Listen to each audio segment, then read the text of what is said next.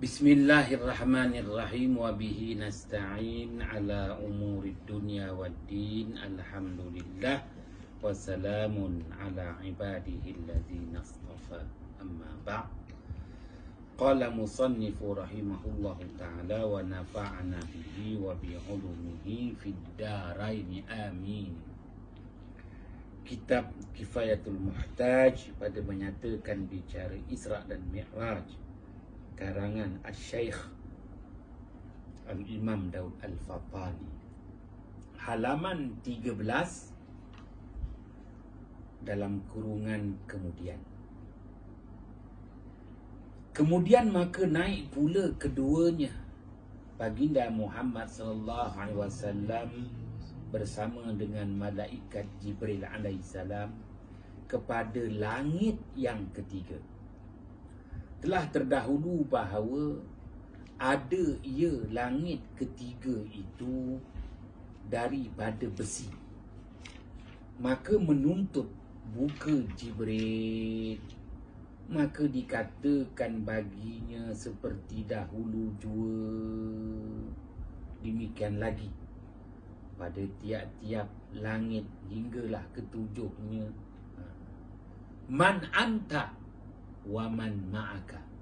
Hadis riwayat Imam Bukhari dan Imam Muslim. Itu antara yang akan ditanya setiap penjaga pintu langit. Man anta, siapa kamu? Wa man ma'aka, dan siapa bersama dengan kamu? Maka Jibril alaihissalam akan menjawab, ana Jibril ma'i Muhammad. Aku Jibril bersama dengan aku Muhammad. Persoalan yang sama, aba'atha Muhammad? Muhammad dah dibangkitkan ke?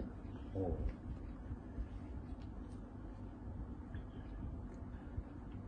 Maka dibukakan, maka masuk ia baginda Muhammad sallallahu alaihi wasallam di langit yang ketiga. Tiba-tiba didapat padanya Nabi Yusuf alaihissalam dan sertanya beberapa daripada kaumnya, kaum baginda Yusuf alaihissalam. Maka memberi salam Nabi sallallahu alaihi wasallam. Maka menjawab ia baginda Yusuf alaihissalam akan salam dari baginda Muhammad sallallahu alaihi wasallam. Maka berkatalah ia baginda Yusuf alaihissalam, marhaban bil akhis salih wan nabiyis salih. Telah berdapat tempat keluasan dengan saudara yang saleh dan nabi yang saleh. Langit ketiga, Allah Subhanahu wa taala tempatkan junjungan mulia baginda Yusuf alaihi salam. Baginda Yusuf alaihi salam bukan keseorangan. Baginda Yusuf alaihi salam bersama dengan umatnya yang terpilih. Allah Subhanahu wa taala perlihatkan kepada junjungan besar Nabi Muhammad sallallahu alaihi wasallam, ya, rasul bersama dengan umatnya. Maka seorang rasul perlu membela umatnya. Dan mendoalah ia baginda Yusuf alaihissalam dengan kebajikan. Maka tiba-tiba adalah ia baginda Yusuf alaihissalam itu terlebih elok barang yang dijadikan Allah Ta'ala. Telah dilebihi daripada segala manusia dengan keelokan seperti bulan, yakni bulan penuh purnama. Wajah junjungan mulia baginda Yusuf alaihissalam atas segala bintang. Baginda Yusuf alaihissalam Allah berikan keistimewaan kepadanya. Istimewanya baginda Yusuf alaihissalam. Baik, menjelaskan kepada kita 25 orang rasul yang Allah sebut dalam Al-Quran, masing-masing Allah berikan kelebihan, keistimewaan. Kena saling memperakukan antara para nabi. Tak timbul soal cemburu-mencemburui di kalangan para nabi, para rasul. Masing-masing ada kelebihan tersendiri. Kalau kita meneliti firman Allah dalam surah Yusuf yang ditafsirkan ketika Zulaikha meminta baginda Yusuf alaihissalam dengan kuasa-kuasa yang ada pada Zulaikha agar Yusuf alaihissalam menaiki pentas, kerana seluruh wanita di Mesir mengeji, mengutuk. Mujur zaman tu WhatsApp tak ada. Mengeji, mengutuk, mencaci Zulaikha, menyatakan Zulaikha tergila-gila dengan baginda Yusuf alaihissalam. Maka Zulaikha telah buat satu majlis rapat umum. Ketika tu belum lagi ada PKP. Maka seluruh wanita Mesir dihimpunkan. Maka dibina satu stage, pentas. Seluruh wanita Mesir dihimpun. Di tengah-tengah perhimpunan itu adanya pentas. Dan setiap wanita diberikan sebiji buah apple dan diberikan lagi pisau. Ialah sambil menunggu, mungkin ada pertunjukan nyanyian sempena PKP tu. Jadi dapat tengoklah sementara nak nunggu tu ke apa. Masing-masing diberikan sebiji apple dan pisau. Tiba-tiba Zulaikha dengan kuasa yang ada padanya panggil Yusuf alaihissalam untuk menaiki pentas. Nabi Allah Yusuf dipaksa menaiki pentas. Apabila berada di pentas, baru Nabi Allah Yusuf sedar dia diperalatkan. Lalu baginda Yusuf alaihissalam tunduk. Jangan sampai seorang wanita pun daripada ribuan wanita dapat melihat wajah baginda Yusuf alaihissalam. Pun begitu, wanita-wanita itu hanya dapat melihat tengkuk Nabi Yusuf alaihissalam. Tengok tengkuk pun terkejut. Lalu oleh terkejut dan kagum melihat tengkuk tu, Nazim, tengkuk baginda Yusuf alaihissalam, terkejut punya handsome tengkuk aja, maka lupa pisau di tangan sepatutnya membelah buah apple, tiba-tiba terhiris jari. Masing-masing luka, tapi tak terasa sakit. Kenapa tak terasa sakit? Kerana seronok melihat tengkuk Nabi Allah Yusuf alaihissalam mengatasi kesakitan jari jemari yang dilukakan. Seronok melihat tengkuk baginda Yusuf alaihissalam mengatasi kesakitan jari jemari yang dilukakan. Tu cerita dia. Maka tiba-tiba adalah baginda Yusuf alaihissalam terlebih elok barang yang dijadikan Allah Ta'ala telah dilebihi daripada segala manusia dengan keelokan seperti bulan atas segala bintang. Apabila adanya bulan penuh purnama, tak nampak pun kerlipan bintang. Maka sabda Nabi Muhammad SAW, "Ya Jibril, siapa ini sebenarnya?" Maka kata Jibril alaihissalam, "Inilah saudara tuan hamba." Nabi Yusuf alaihi salam. Kemudian maka naik pula Nabi Muhammad sallallahu alaihi wasallam serta Jibril kepada langit yang keempat. Telah terdahulu ia langit keempat itu dibina daripada tembaga. Maka menuntut bukalah Jibril, maka dikatanya seperti dahulu juga. Maka dibukanya, maka masuklah keduanya, baginda Muhammad sallallahu alaihi wasallam dan Jibril alaihi salam. Maka tiba-tiba didapatnya pada langit yang keempat itu Nabi Idris alaihi salam. Sungguhnya telah dituntut Allah dengan bahawasanya diangkatkan dia akan tempat yang tinggi. Allah berakukan baginda Idris alaihissalam diangkatkan pada kedudukan yang tinggi. Maknanya baginda Idris alaihissalam Allah selamatkan dia. Baik, maka memberi salam Nabi SAW atasnya baginda Idris alaihissalam, maka menjawab ia akan salam. Maka berkata ia baginda Idris alaihissalam, marhaban bil ibni salih wan nabiyyi salih. Telah dapat tempat keluasan dengan anak yang saleh dan nabi yang saleh. Dan mendoakan ia baginda Idris alaihissalam dengan kebajikan. Faidatun, ini satu faedah nak menjelaskan kedudukan baginda Idris alaihissalam yang Allah angkatkan. Angkatkan apa?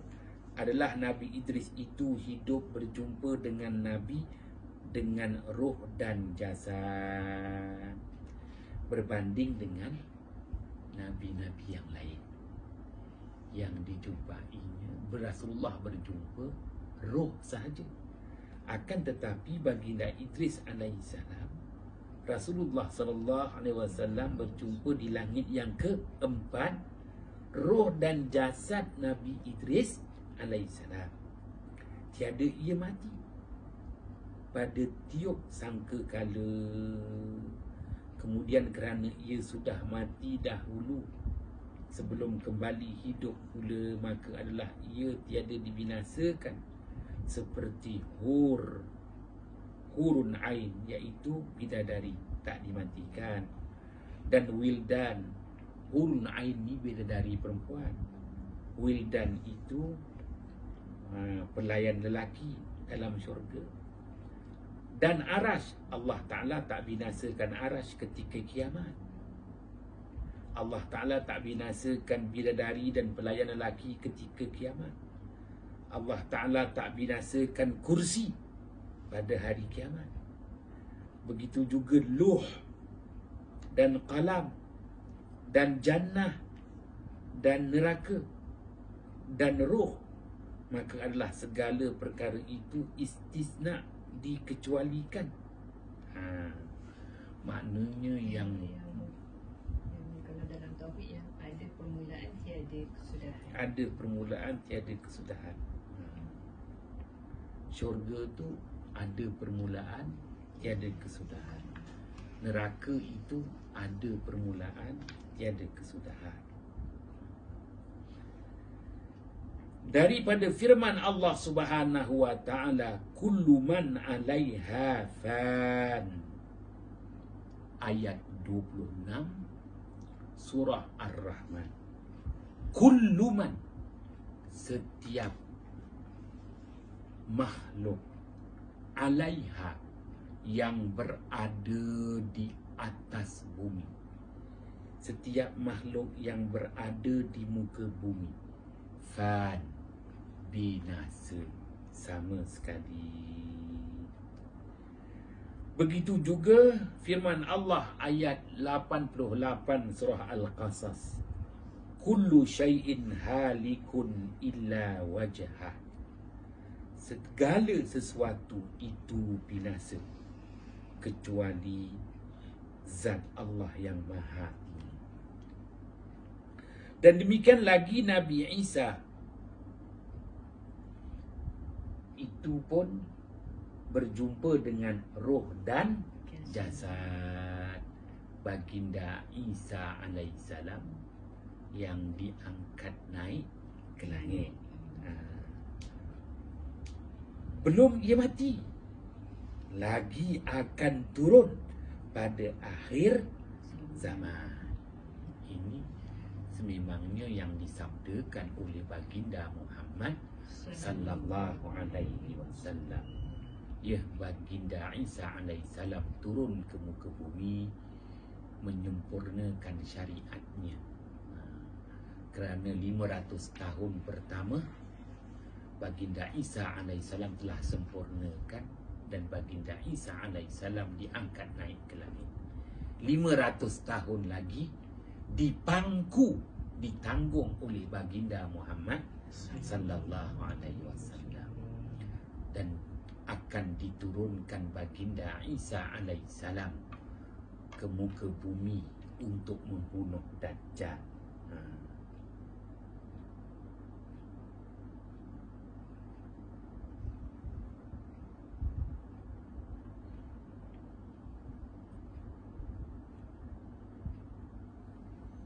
Baik. Dan jasad belum berjumpa dengan roh dan jasad, belum ia mati lagi, baginda Isa akan turun pada akhir zaman ke dunia. Kemudian mati ia baginda Isa alaihissalam, dikuburkan di Madinah, dikebumikan baginda Isa alaihissalam, dimakamkan di Madinah setelah membunuh Dajjal serta Nabi SAW. Maknanya baginda Isa alaihissalam akan dikebumikan bersebelahan dengan makam baginda Muhammad SAW di Al-Masjidun Nabawi. Baiti qabri, Rasulullah bersabda, bilik tidurku itulah pusara. Maka itulah ruang yang akan disemadikan baginda Isa alaihissalam. Dan yang lain daripada keduanya, selain daripada baginda Idris alaihissalam dan baginda Isa alaihissalam itu, berjumpa Rasulullah SAW dengan arwah, dengan rohnya sahaja. Wallahu a'lam. Kemudian maka naik pula keduanya baginda Muhammad SAW dan baginda Jibril alaihissalam kepada langit yang kelima. Telah terdahulu ia langit kelima itu dibina daripada perak. Maka menuntut buka Jibril alaihissalam, maka dikatakan baginya seperti dahulu jua, maka dibukakan bagi keduanya, baginda Muhammad SAW dan Jibril alaihissalam. Maka masuklah keduanya, Rasulullah SAW dan Jibril alaihissalam. Maka tiba-tiba ada di dalamnya Nabi Harun alaihissalam, dan adalah setengah janggutnya itu putih dan setengah janggut lagi hitam, dan bahawasanya hampir sampai kepada pusatnya. Panjangnya janggut baginda Harun alaihissalam itu sampai ke pusatnya. Daripada panjang janggutnya dan kelilingnya, di sekeliling baginda Harun alaihissalam itu beberapa kaum daripada Bani Israel. Sekali lagi, nabi-nabi, rasul-rasul bukan keseorangan bersama dengan umat yang terpilih. Sebab itu nanti baginda Muhammad SAW apabila sampai di Sidratul Muntaha, di antara doa baginda Muhammad SAW adalah doa untuk kepentingan umatnya, melepasi Sidratul Muntaha menuju ke Al-Mustawa. antara doa Rasulullah sallallahu alaihi wasallam, assalamu alaina wa ala ibadillahis salihin. Assalamu alaina, kesejahteraan ke atas sekalian kami, umat Nabi Muhammad sallallahu alaihi wasallam. Wa ala ibadillahis salihin, dan di atas dan ke atas hamba-hamba Allah yang saleh. Maka baginda Muhammad sallallahu alaihi wasallam juga menyatakan dalam doanya itu, bukan semua umatnya yang terpilih dari kalangan hamba-hamba Allah yang saleh.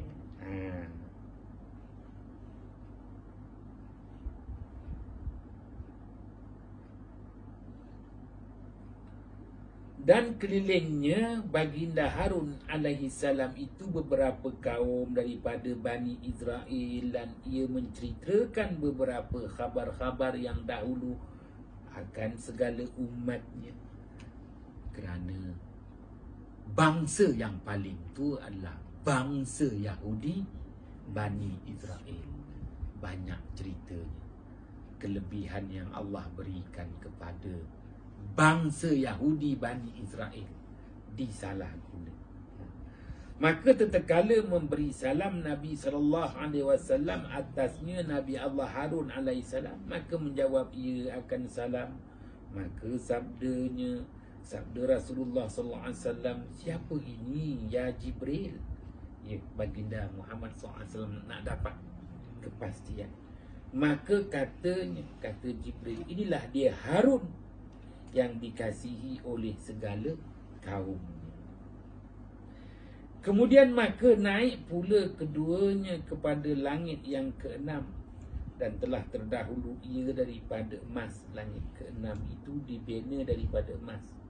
Maka menuntut buka Jibril, maka dikatakan seperti dahulu jua.